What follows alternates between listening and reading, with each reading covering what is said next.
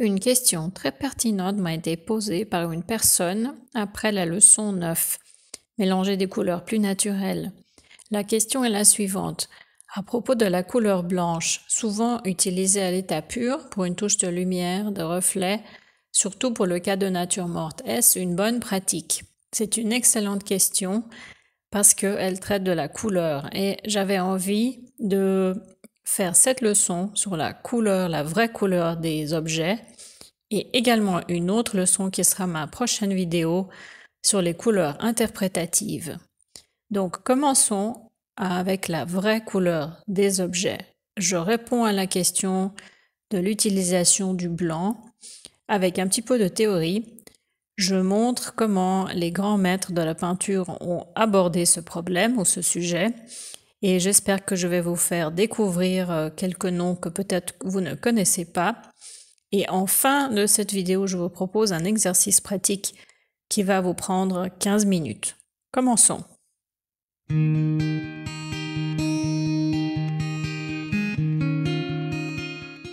Imaginons que nous voulons peindre un citron. Regardez cette photo. Il y a des zones qui sont plus claires et si la photo est surexposée, on aura effectivement du blanc dans la photo. Mais notre œil, à la différence de l'appareil photo, gère très bien la quantité de lumière et en général, nous ne voyons pas les reflets 100% blancs. Nous voyons toujours des couleurs, à moins que nous soyons vraiment éblouis par la lumière ou le soleil.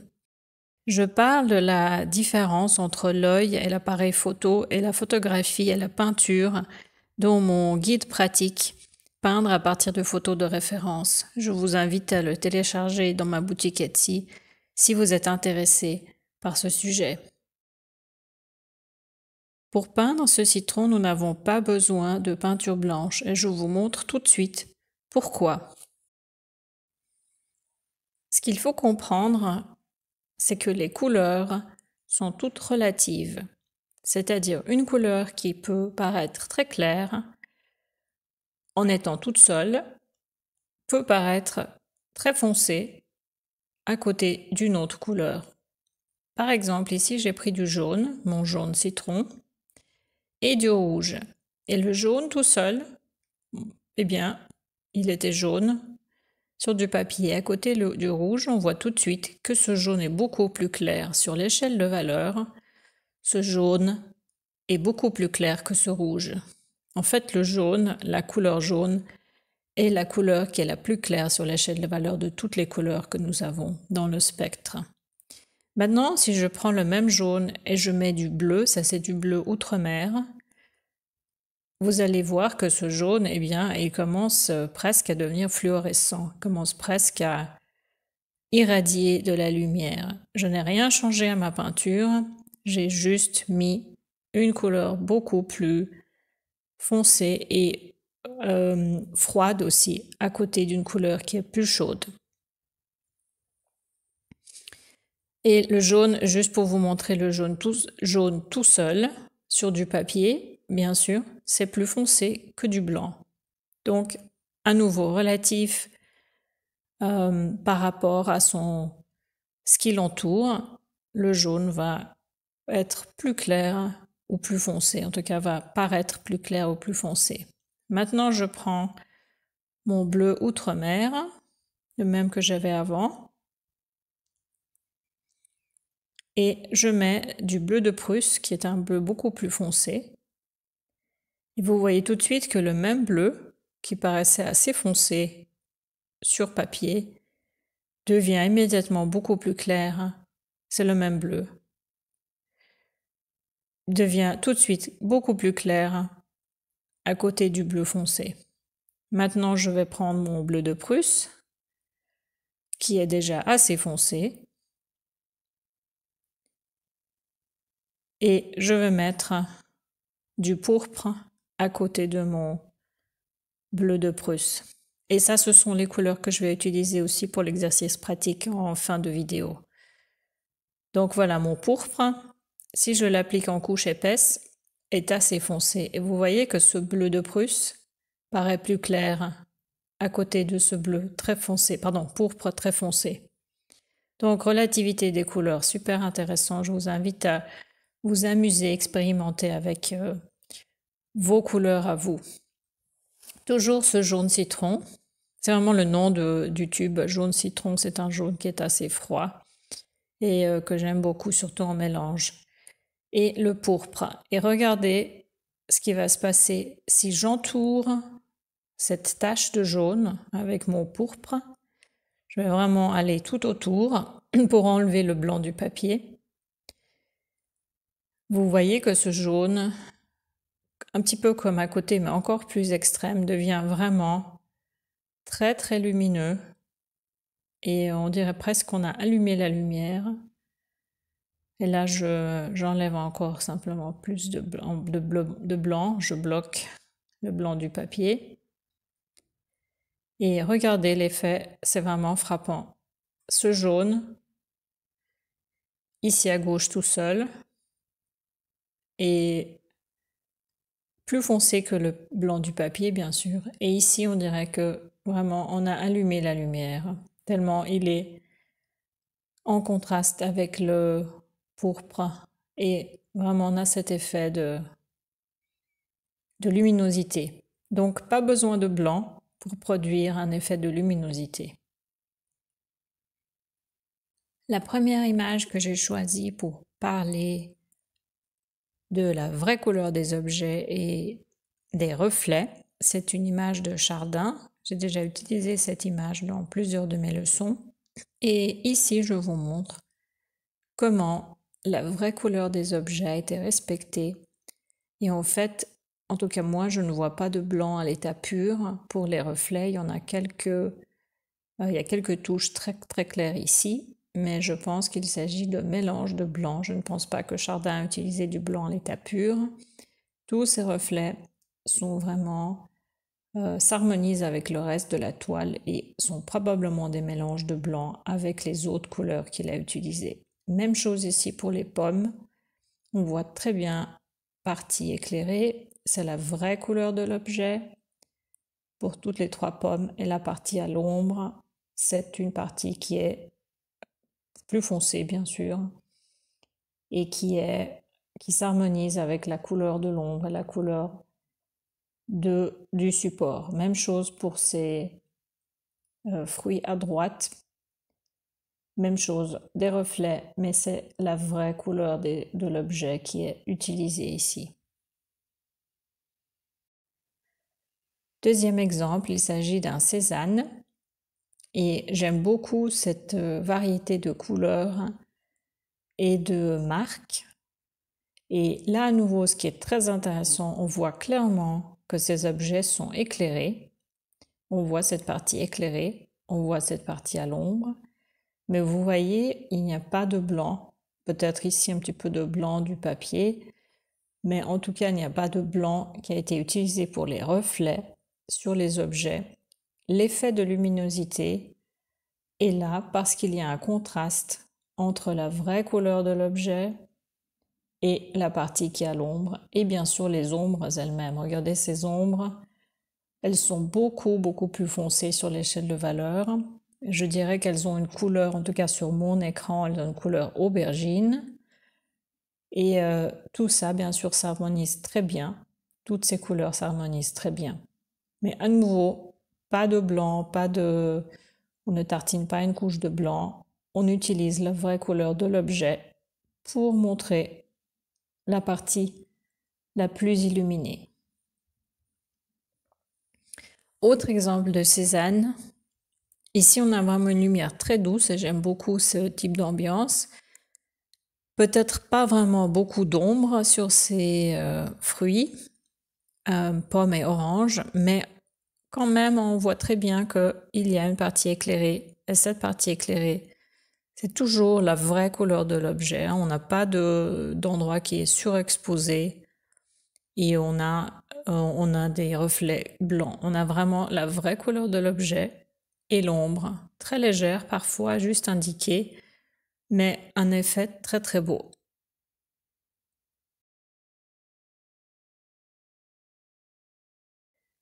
Maintenant, un peintre, je ne sais pas si vous connaissez ce peintre qui faisait partie des premiers impressionnistes russes. Il s'agit de Valentin Serov. J'aime beaucoup ce peintre, il a vraiment de très très beaux tableaux. J'ai choisi celui-ci qui n'est peut-être pas très connu, mais cette nature morte lilas en vase pour illustrer le principe de vraie couleur des objets et relativité de la couleur, parce que regardez ici les fleurs, à nouveau bien sûr, il n'y a pas de blanc, il y a vraiment la vraie couleur des fleurs, mais cet effet de luminosité, il est là, et c'est vraiment frappant. Et bien, Serov a réussi cet effet parce qu'il a utilisé un fond très foncé, presque noir. Et également ici, on n'a pas de blanc sur cette table, ce reflet, mais c'est une valeur beaucoup plus claire que cette feuille, que l'ombre et également l'arrière-plan. Donc à nouveau, jouer sur les contrastes de valeurs et les différences de température, également de couleur, pour garder la vraie couleur de l'objet et ne pas rajouter de blanc.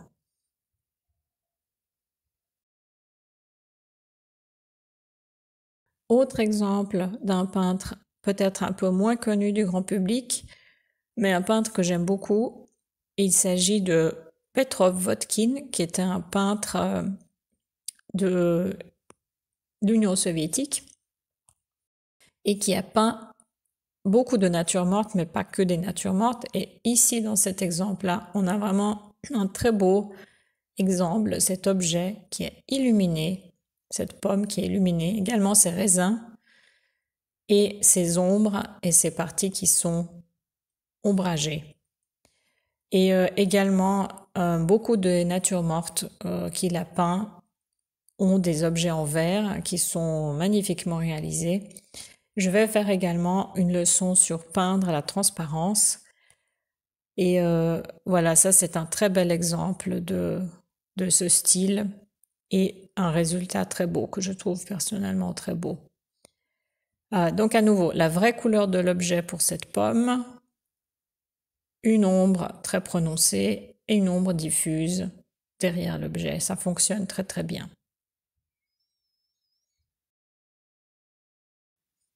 Et maintenant, un exemple d'un peintre actuel, un peintre américain qui s'appelle Kurt Solmsen. J'aime beaucoup ce peintre et à nouveau ici, ce qui est très intéressant, c'est la relativité des couleurs, la relativité des valeurs et comment Kurt Solmsen utilise les couleurs pour nous montrer l'intensité de la lumière. J'attire votre attention sur ce bateau, cette barque. Et regardez, on a du jaune, jaune de cadmium probablement. Alors c'est de l'huile, hein, mais c'est probablement du jaune cadmium. Et je pense que ça, c'est du jaune cadmium avec de l'ocre. En tout cas, c'est ce que je mélangerais si je devais peindre ça. Et regardez, il n'y a pas de blanc, il n'y a pas de noir. Ce ne sont que des couleurs, mais le choix de ces couleurs et la différence des valeurs nous montre clairement partie ensoleillée, partie à l'ombre, et nous donne vraiment cette impression de lumière intense. Bien sûr, cette ombre sous l'eau qui est aussi qui donne vraiment cette impression de distance et de perspective. Je trouve que c'est un sujet très très chouette. Mais là, vraiment, ce qui est intéressant, c'est cette absence de blanc pour nous donner l'impression de luminosité et cette absence de noir pour les parties à l'ombre. Fabuleux exemple, l'utilisation de toute la gamme de l'échelle de valeur et de la relativité des couleurs. Donc Kurt Solmsen a plusieurs images avec plusieurs peintures avec ce bateau jaune, cette barque jaune. Vous pouvez faire une petite recherche internet et facilement trouver des images à lui. J'aime beaucoup ce peintre et j'espère que vous allez aussi aimer cette petite découverte. C'est toujours intéressant de regarder des images d'autres peintres et de s'en inspirer ou simplement voir comment, simplement avec des couleurs, on arrive à faire des effets assez fabuleux. Si ce contenu vous a plu, merci de laisser vos likes, de vous souscrire à ma chaîne et de cliquer la clochette de notification de nouveaux contenus. Voilà les couleurs que je vais utiliser pour l'exercice pratique. Jaune citron, bleu outre-mer et bleu de Prusse.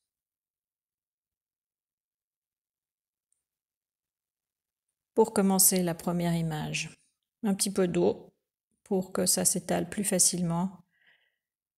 Et si vous faites cet exercice à l'huile, à l'acrylique, au pastel, au crayon, c'est égal, le principe est le même. Donc je dessine mon citron, j'ai pas de modèle, je dessine ça de tête. Voilà, très simple, la forme est vraiment très simple. Mon jaune citron pour mon citron imaginaire. Une toute petite touche de bleu outre-mer pour indiquer l'espace à l'ombre de ce citron. Et pas de noir pour l'ombre, mais un petit peu de vert. Vous voyez que même ce vert très léger, parce que mon jaune est tellement clair, donne déjà cette impression d'ombrage. Donc à nouveau, relativité des couleurs, relativité des valeurs, relativité des températures. La couleur, c'est vraiment tout est dans la relativité.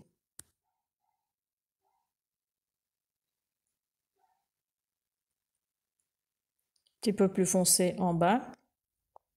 Et ça, c'est vraiment l'espace qui est à l'ombre. Et on va entourer ce citron de bleu pour arriver à l'effet de luminosité. Là, je vais assez vite. C'est vraiment un croquis, donc si vous voulez prendre plus de temps et faire ça de façon vraie nature morte, bien sûr, vous pouvez le faire. Là, c'est juste pour vous montrer l'exercice. Donc, je fais vraiment très vite. Et là, j'ai du jaune sur mon pinceau, donc je vais nettoyer tout ça. Et bleu outre-mer est une peinture très transparente, très lumineuse. Si on l'applique en couche fine, c'est très lumineux, mais on peut également arriver à plus d'effets foncés si on l'applique en plus épais. Là, j'essaie de ne pas trop déborder pour vraiment éviter d'avoir du vert, pour vraiment faire une transition nette. Voilà. Donc quelque chose comme ça, et juste bloquer ce blanc du papier, l'enlever pour arriver à un autre effet citron sur fond bleu. Et vous voyez le jaune tout de suite est rehaussé et ce bleu, c'est le bleu qui nous permet de voir la luminosité du jaune. Donc sans rajouter de blanc, sans modifier ma couleur, hein, la vraie couleur du citron qui est le jaune, j'arrive à peindre un citron qui est illuminé. Pour l'ombre, je prends du bleu de Prusse, un bleu plus foncé. J'aurais aussi pu prendre du bleu de cobalt. Simplement un bleu plus foncé pour montrer qu'il y a une ombre et ça donne tout de suite, ça positionne tout de suite l'objet sur la surface. On n'est plus en train de flotter dans l'air. On a posé notre objet, on a indiqué l'angle également d'où provient la lumière. Donc vous voyez, très simple et sans ajouter de blanc à mon jaune. Le désavantage d'ajouter du blanc à votre peinture, c'est que cela va délaver vos couleurs et les rendre plus ternes.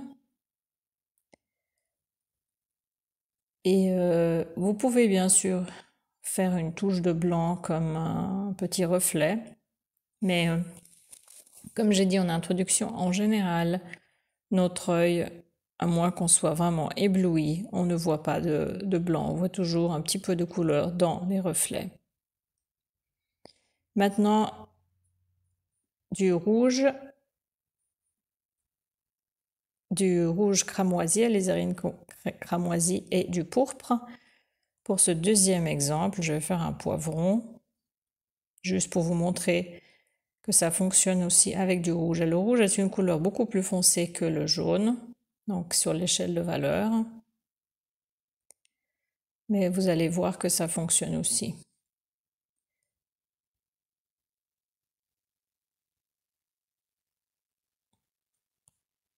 Donc, juste indiquer la forme. Je nettoie mon pinceau.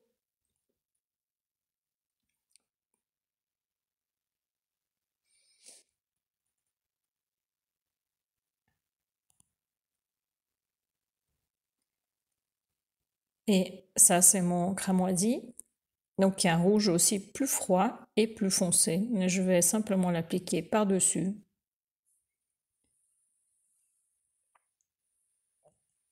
Pour donner cet effet d'ombre. Très simple, mon poivron.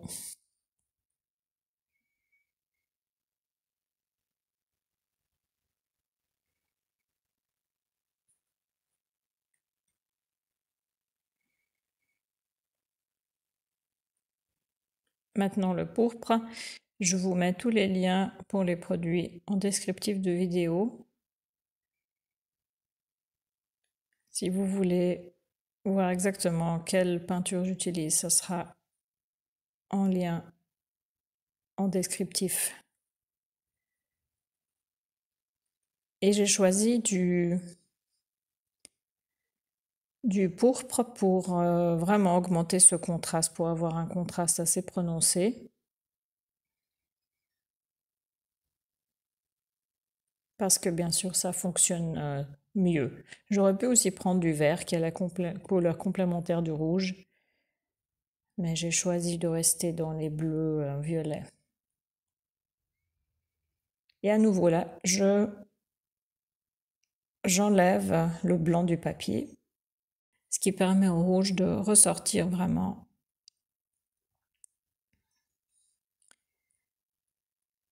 Et de montrer la luminosité.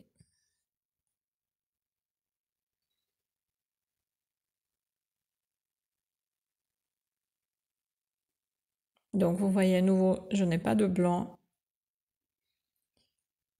Et là, c'est le bleu de Prusse que j'utilise aussi pour la partie ombre. Alors là, j'imagine que ma lumière vient d'en haut et mon poivron est éclairé plutôt depuis le haut. Et je pose mon ombre.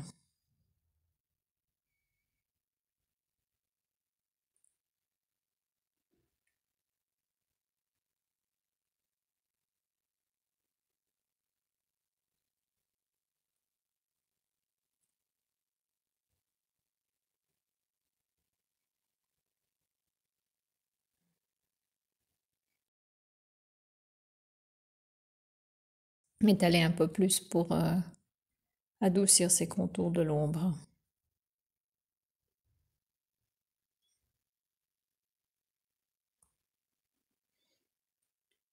J'ai séché la peinture parce que j'avais vraiment une couche très épaisse et je rajoute simplement un petit peu plus de ce cramoisi pour un peu plus de partie foncée. Et à nouveau ici, la relativité des couleurs fonctionne très bien parce que malgré le fait que le rouge soit une couleur assez foncée sur l'échelle de valeur, le fait de rajouter ce deuxième rouge qui est encore plus foncé, cela permet vraiment de créer cette illusion de partie éclairée, partie moins éclairée. Donc à nouveau, pas de blanc ici, juste la vraie couleur de l'objet.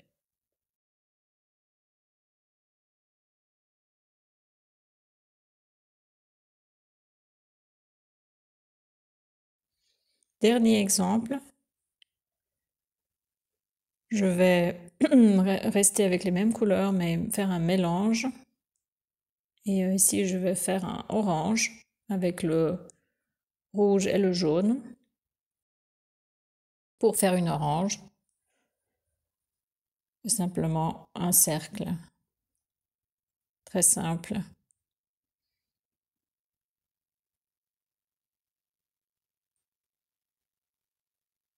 Donc cet exercice, si vous le faites vraiment, ça vous prend 15 minutes, mais c'est très intéressant à faire soi-même et observer comment notre cerveau interprète les couleurs. Voilà. J'aime bien mélanger les oranges à partir de jaune et de rouge. Je trouve que les oranges qui sont déjà pré-mélangées sont, je ne sais pas, je les trouve pas très beaux. En général, je mélange l'orange moi-même. Je trouve que ça fonctionne mieux. À nouveau, j'ai une couleur foncée sur mon pinceau que je nettoie. Et donc j'arrive à faire, j'essaie déjà de donner un petit peu de relief en laissant ma partie gauche plus claire que la partie à droite. Donc ma lumière va venir de la gauche. Et maintenant pour mon fond, je vais prendre à nouveau du pourpre. Et également pour l'ombre, je vais utiliser la même couleur pour le fond et l'ombre de mon objet. L'avantage de faire ça, c'est que cela va harmoniser mon image, un petit peu comme pour le citron. J'ai utilisé le bleu outre-mer pour mélanger un vert pour la partie ombragée et ici j'utilise le pourpre pour foncer la partie qui n'est pas éclairée.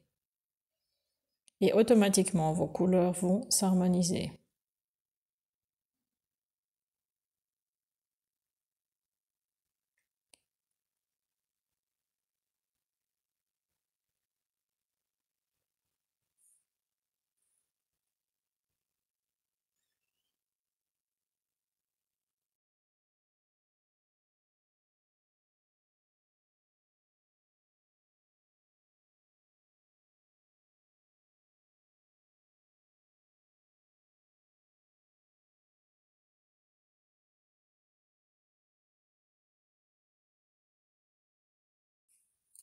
Même principe qu'avant,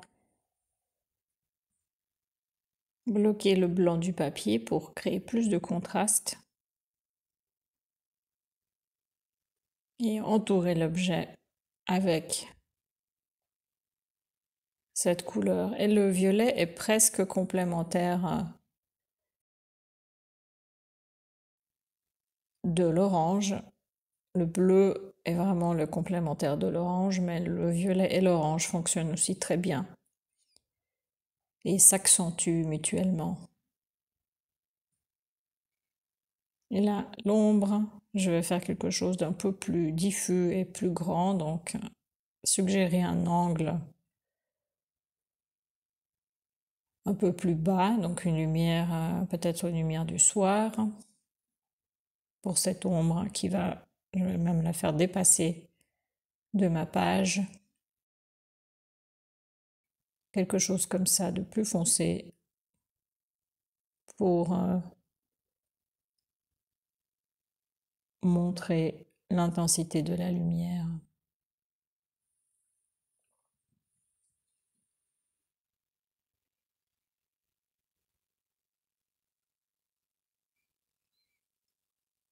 Et bien sûr, si vous faites une vraie nature morte, vous allez faire probablement le bord de table ou peut-être du tissu derrière ou quelque chose de un peu plus complexe. Pour le fond, là, je vais vraiment, pour le but de l'exercice, vous montrer le principe et faire un fond très simple. Et là, j'ai décidé de augmenter un peu le contraste, faire plus foncé parce que mon fond est trop clair. Donc je rajoute un petit peu de bleu de Prusse foncé dans mon mélange. Et vous voyez à nouveau, pas de blanc. La vraie couleur de mon orange est orange. La partie éclairée, c'est la vraie couleur de mon objet. Et tout le reste est là pour montrer d'où provient la lumière, montrer le contraste avec l'ombre, avec ce qui l'entoure. Exactement comme les peintres, les exemples comme je vous ai montré avant. Exactement le même principe appliqué.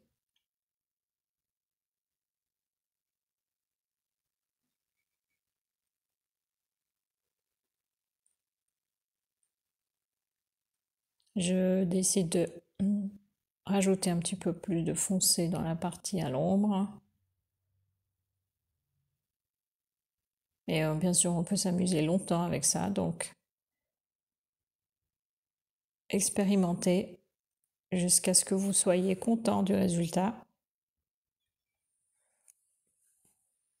J'espère que cet exercice vous a été utile. J'espère que vous allez essayer de jouer avec la relativité des couleurs et de rester avec la vraie couleur des objets, parce que je pense que cela donne un résultat plus professionnel plutôt que de mettre du blanc. Et je n'ai rien contre le blanc à l'état pur, mais je trouve que le blanc à l'état pur est plus approprié pour des images abstraites. Et en général, pour le figuratif, je conseille de ne pas utiliser du blanc à l'état pur, de vraiment observer la vraie couleur des objets et des reflets. Voilà ma partie la plus claire.